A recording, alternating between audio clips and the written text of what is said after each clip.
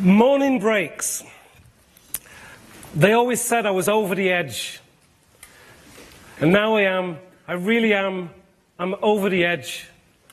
But in a gasp of air, I grasped a branch that I hoped had its roots in the rock, or rock-solid roots. But there's a breeze blowing, a stunning storm coming. Thickening ink spills and swills on a bleating paper sky. A crowd of rain on the horizon staggers nearer. I sway so, I know so, I slip a little more. I sway so, I know so, I grip a little more. These tender fingers in a clenched fist. I must have slit my back when I fell. My back, it hurts like a howl, it stings like a scowl, it weeps and stings again, and a pain develops muscles that create mouths that simulate sounds of whole cities screaming. There's a storm coming, a coming storm. Dust spits from the cliff top into my river eyes, forcing tears over the banks to flood me. I will not drown in them. I will not drown. I'm hanging on. I am hanging on. In the zip of a thick ribbon of wind, a god or a devil appears floating in front of me. And he tells me in the hunch of a New York accent, let go. Let go. Death is the beginning of the end of the beginning of the end of the beginning of the end of the beginning of the end. And he continues for 41 days and 41 nights of the end of the beginning of the end. And in a crack of lightning, the god or the devil has vanished. Nothing more to concentrate on but the sky and the breaching back, and my knuckles so sore, cracked and numb, they favour a knot of bleeding wood. If I look down, and I do look down, I can see that blood has poured from my back, slid along the smoothness of my back's side, around my thighs, my knees, my ebonized legs. It falls, and I watch these red tears fall forever and transform into explicit flowers as they reach the floor. I will not become one. I will not become one. I am hanging on. I am hanging on. Whispers from above me. From above me, whispers gather. The cliff ledge lined with edgy people of all colours. Some humming, Amazing Grace. Some simply staring. One I saw pointing in my back and wincing. A bearded man with his hand on a Bible, or a red book, or a revolutionary book, or a black book, or a white book, shouted down to me in sermonic tones, deeper than the sea, let go! In the name of let go! A nervous follower peeps over the edge and offers the advice that there's someone down there. They'll catch you.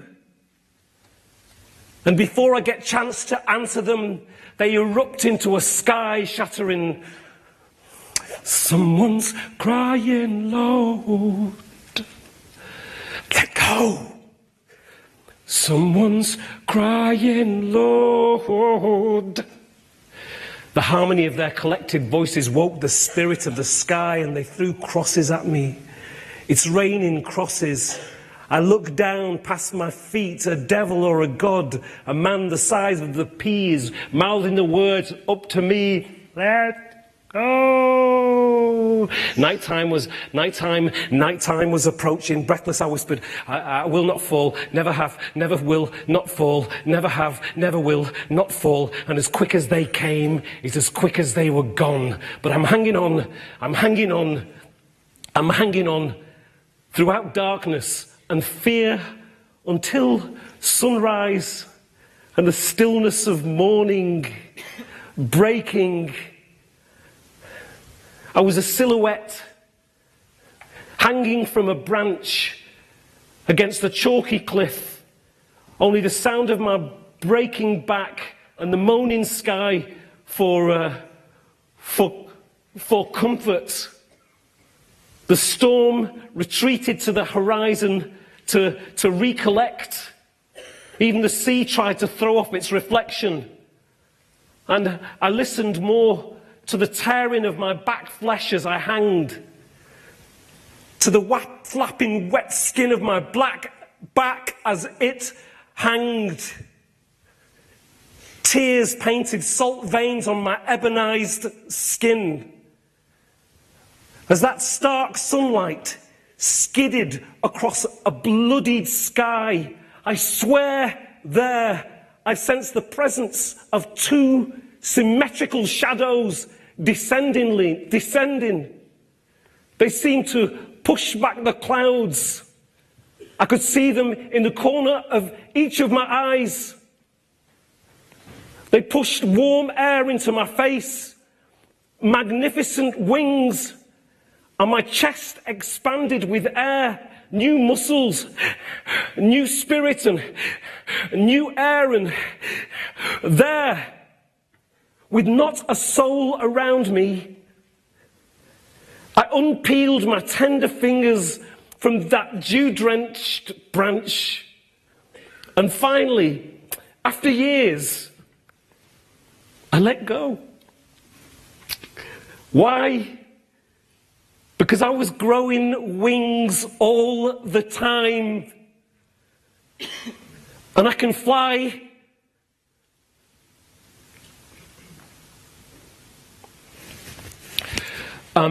My name is Lemn Sissay, and I didn't meet a black person until I was 9 years of age. I didn't know a black person until I was 17 years of age. I spent most of my adult life searching for my family, and I found them all over the world. I got known as a poet. My first book came out at 21 years of age. Manchester helped me become the person that I always knew I was. The institutions that I was brought up in as a child did one thing. This is what they did. They drew a line and they said, if you cross over that line, you will be punished. And I knew that them drawing a line was a way of the institution defining itself. Therefore, it would only justify itself if I crossed the line. And I didn't cross the line. I didn't, but I told the institution that I knew that it defined itself by drawing a line. My way of rebelling was I went barefoot for an entire year at 16 years of age, and I wrote poetry. And I was told when I was in the children's homes that I copied all of my poems off Bob Marley records. I told that to the Queen of England when she gave me an MBE for services to literature in 2010. I told that to Patrick Stewart when he made me an honorary doctorate at Huddersfield University and said, make it so, because he's the Chancellor of the university. I told that on stage at the Organisation of Africa Unity 50th Anniversary Conference in Addis Ababa at the Ethiopian National Theatre last year. And they just said, what? But you know, you've got to carry your story with you, haven't you? I left Manchester a few years ago, which was the place that allowed me to be who it is that I always knew I was. And that encouraged that. And I stayed there most of my adult life. And then I left. And a few people have said to me since, they've said, Lem, you've left. You're a betrayer of the North. Go! But never thee come back. Ah, I see the accent has changed. Who is one in bright, non-Manchester costume? So, you know, I kind of realised then that actually we are, and I believe myself to be, we are time machines. We take everywhere that we've ever been with us. Most of us grew up in small villages and small towns, and then we moved to the city and we took the small villages and the small towns with us. And by the way, when we lived in those small villages, well, for me anyway, in Lancashire, right? It was like I lived in Atherton. Lee was another world. Yeah, please. You know, you really don't want to do that. I know somebody's watching this thinking, is this the guy that read that first poem? You really don't want to. So anyway, Atherton, and then there was Lee, and people in Atherton were like, oh, I'm not going down Lee. Like, really? Really? Thing is, it's the same all over the world. It's the same all over the world. We all are in a constant state of what I believe to be migration. We are consistently migrating and taking everything that we were before with us. I didn't leave anywhere. We migrate from childhood to adulthood. We migrate from the womb to open air. We migrate from city to town. That idea of holding a person, chaining a person up and telling them to be what you understand will always eat itself, which is one of the reasons that Media City is one of the greatest things that ever happened to Manchester, period, but that's a whole other story. So, I'm not on drugs, by the way, just... don't. That will never get, this talk will now never get on TED. You know what I mean? Because the black Americans will be like, really? Did you have to make that joke? The thing is, there's so many things that I wanted to tell you. One is, I spent all of my life, as I said, I only met a black person when I was 9 years of age. I had a lot of white people coming up to me and saying to me, I don't see colour, I'm colourblind. Okay, they only ever said it to me. You think I'm flaming stupid? Just a little bit of intelligence would tell me that they only say that they only never see colour when they see colour. Anyway, colour blindness is a disability. It's like saying to a paraplegic, I don't see legs.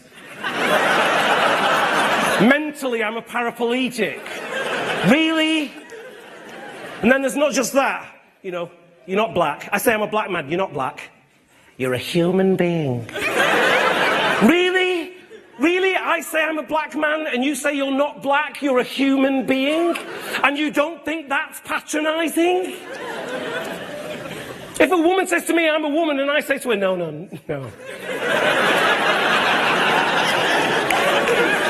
No, you're a human being. What would she think about the person who said that to her, other than that person does not want her to define herself, but wants to define her for their own doings?